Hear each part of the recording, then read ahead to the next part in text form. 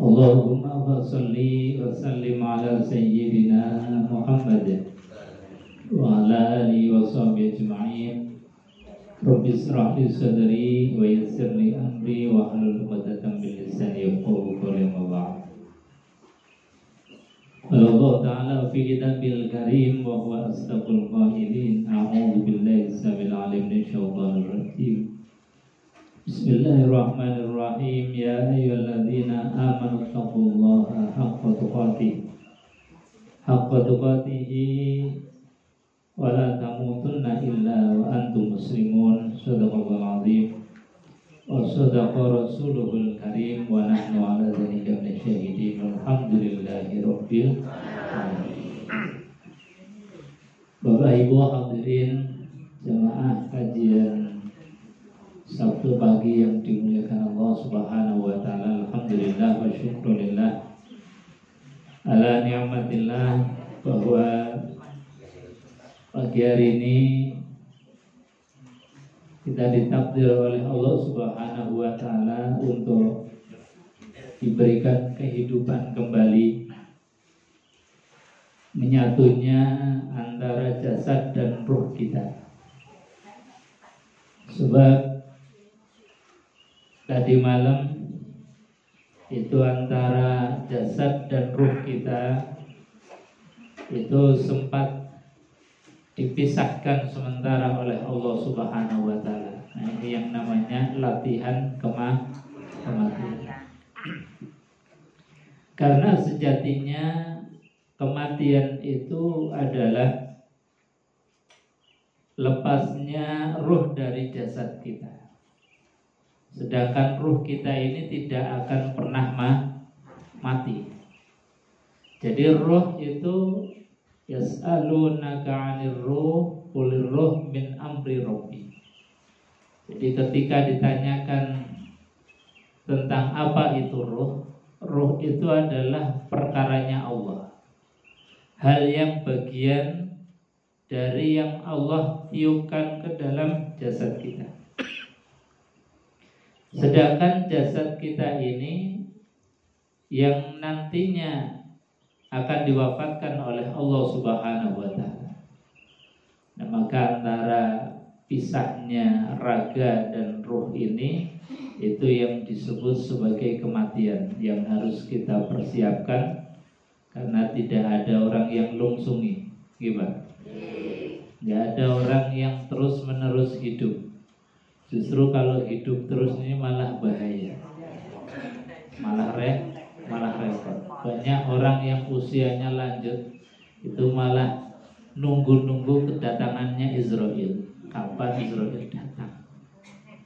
Sebab apa? Sudah nggak ada temennya lagi. Yang sebaya sudah nggak ada. Mau ngobrol sama yang muda-muda nggak nyambung. Jadi rasanya sudah seperti hidup sendiri. Zamannya sudah berbeda. Maka memang manusia itu ada masa dan ada waktunya. Kalau kita ini diperpanjang masa dan waktunya, sekali lagi tadi bahwa kita ini kadang nggak betah sendiri, bahkan merepotkan orang lain. Maka mempersiapkan itu menjadi penting. Al-Imam An-Nawawi di dalam kitab Nashahihul Ibad itu beliau menjelaskan bahwasanya man dakhalal qabra bila zadin, orang yang masuk kuburan tanpa bekal, tanpa sangu, faka'annama raqibal bahar bila safina, maka bagaikan orang yang menyeberangi lautan tanpa perahu. Pasti akan gelagapan, pasti kita akan kepayahan. Makanya Allah di dalam Al-Qur'anul Karim mengingatkan tazawwadu fa inna khairaz zadi taqwa. Berbekalah olehmu sekalian, sebaik-baik bekal adalah takwa kita kepada Allah Subhanahu wa taala. Dan takwa tidak akan bisa kecuali bil ilmi, dengan ilmu. Maka pagi hari ini kita mempersiapkan ilmu, bekal kembali kepada Allah Subhanahu wa Kita lanjutkan hadis berikutnya. Diriwayatkan dari Ibnu Abbas radhiyallahu anhu. Wa an Ibnu Abbas radhiyallahu anhu qala sami'tu Rasulullah sallallahu alaihi wasallam yaqul. Saya mendengar baginda Rasulullah sallallahu alaihi wasallam itu bersabda. Nah, ini diantara hadis yang termasuk sunnah qauliyah, sunnah yang diucapkan oleh kanjeng Nabi. Itu biasanya diawali dengan sami'tu Rasulullah. Jadi hadis sebagaimana sering saya sampaikan itu ada 4. Ada sunnah fi'liyah, sunnah yang dilakukan oleh kanjeng Nabi. Jadi kanjeng Nabi melakukan sendiri meskipun mungkin gak memerintahkan, tapi pernah terekspos, pernah terlihat bahwa kanjeng Nabi melakukan sesuatu. Maka ketika terlihat atau dilihat Nabi melakukan, ketika kita mencontoh, itu bagian dari sunnah. Ada lagi sunnah qauliyah, sunnah yang diucapkan, diperintahkan oleh kanjeng Nabi. Nah, termasuk hadis ini sunnah qauliyah. Ada sunnah takririyah, penetapan hukum dari Nabi SAW. Misalnya tentang masalah daging dob. Dob itu kadal gurun, atau kalau kita lagi kemarin pilpres itu ramai dengan kadrun, itu kadal gurun. Itu dagingnya gimana? Kata kanjeng Nabi Muhammad ketika diberikan hadiah makanan oleh para sahabat, itu beliau mengatakan bahwasanya bagimu halal, tapi itu bukan makananku. Artinya apa? Ada takrir penetapan kanjeng Nabi.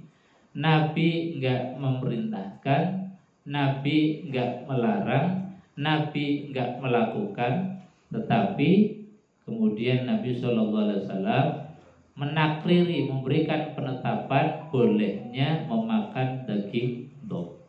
Itu namanya sunnah takririyah, penetapan kanjeng Nabi terhadap satu hal yang dilakukan oleh para sahabat. Yang keempat namanya sunnah hammiyah, sunnah yang menjadi cita-citanya kanjeng Nabi Muhammad SAW. Beliau pernah berkeinginan, bercita-cita, tetapi kemudian belum sampai kepada cita-cita itu terlaksana, kanjeng Nabi Muhammad SAW wafat. Ini seperti sunnahnya puasa tanggal 10 Muharram. Kanjeng Nabi melihat ada orang Yahudi itu pada puasa. Ketika ditanya, kenapa kalian puasa?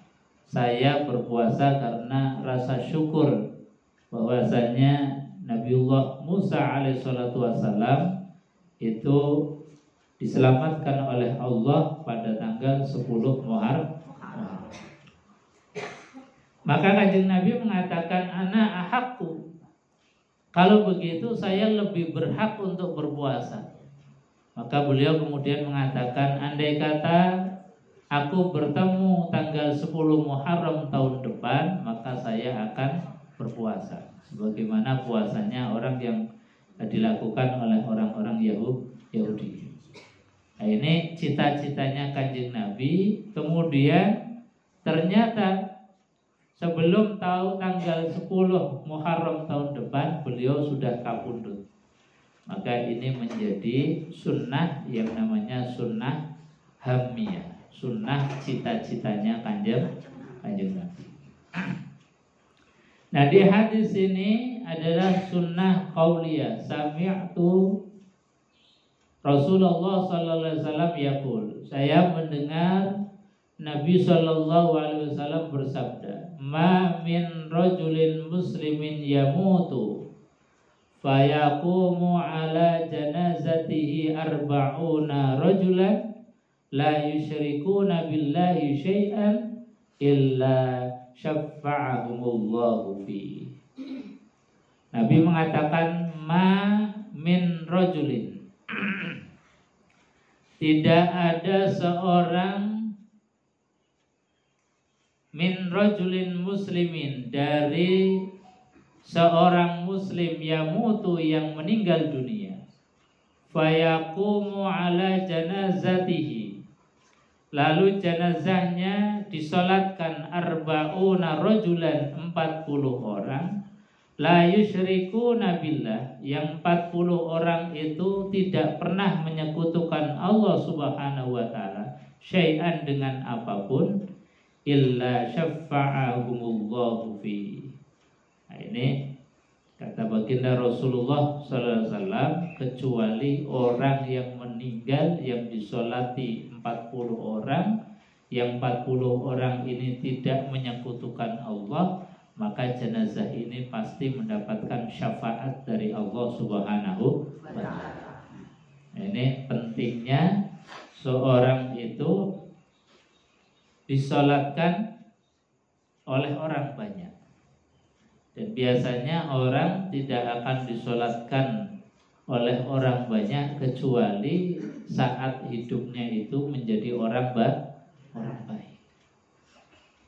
Ini menjadi perhatian kita, bahwa di antara kita ingin mendapatkan syafaat pertolongan dari Allah Subhanahu wa taala, jadilah kita menjadi orang baik. Rasanya kemudian kita ini enggan mensolati seseorang, wong ketika hidupnya kepethuk orang nggak pernah ketemu, nggak pernah silaturahim, nggak pernah berkunjung, nggak pernah serawung, meninggal dunia, ya paling datang nyemplung ke amplop bar pulang. Nah, ini harus dibangun dari mulai kita sejak hidup, bergaul dengan banyak orang, ketemu banyak orang, silaturahim, kumpul. Maka ketika meninggal dunia, rasanya eman kalau tidak sholat. Jamaah yang dimuliakan Allah Subhanahu wa taala. Jadi 40 orang yang tidak pernah menyekutukan Allah Subhanahu wa taala, ini diantara ciri jenazah yang menjadi auliyaillah, wali-walinya Allah Subhanahu wa taala, kekasihnya. Jadi masalah sholat ini diantara mengukur kebaikan seseorang. Sholat jenazah itu bagian dari takriman atau memuliakan jenazah. Memuliakan jenazah, makanya menjadi hakul muslim alal muslim, haknya seorang muslim atas muslim yang lain. Apa diantaranya adalah ketika meninggal dunia, kemudian dimandikan, dikafani, disolatkan, dan dimakamkan. Ini sebetulnya sesuatu hal yang simpel. 4 hal ini saja kalau dijaga dengan baik, itu sudah syariat Islam dijalankan dengan baik. Kalau ada saudara tetangga meninggal dunia, maka utamakan 4 hal ini. 1 adalah cepat-cepat memandikan. Jadi diusahakan secepatnya dimandikan. Jangan kemudian nunggu-nunggu sampai diinapkan sampai besok pagi. Ini kurang baik. Jadi sebaiknya meninggal di dunia, kalau memang keluarganya sudah siap, dimandikan, lalu cepat-cepat